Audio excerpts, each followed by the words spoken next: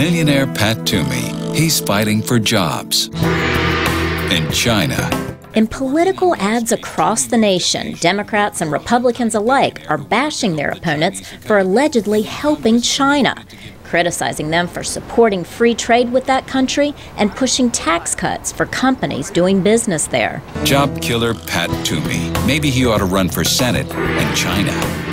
The heat is on as November 2nd congressional elections fast approach.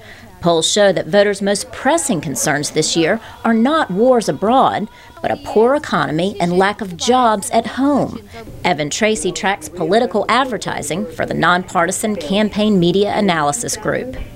China's a good villain because they're perceived as kind of an economy on the come. They're perceived in some ways as a threat to the United States' dominance in economics. It's this notion that China's coming for your job, or China's unfairly taking your tax money. That's really the idea here that candidates are putting forward in these ads. Gibbs wants more free trade with China to increase their standard of living. But what about Ohio?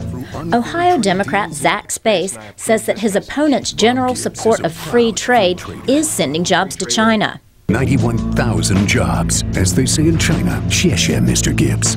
A range of scholars and economists agree that the claims in many of these ads are exaggerated at best. Dan Griswold of the Cato Institute Research Group says globalization is here to stay, and that Americans, including politicians, should embrace that. We today are a middle-class service economy. 80% of Americans work in the service sector. That's the natural trend of development of every industrialized, rich country. We need to adjust our policies to that pleasant reality.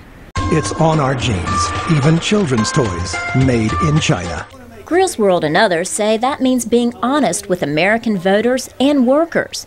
They insist low-end manufacturing jobs outsourced to China aren't likely coming back. I think a politician who tries to blame China for America's economic problems is not being honest with the constituents that he or she wants to represent.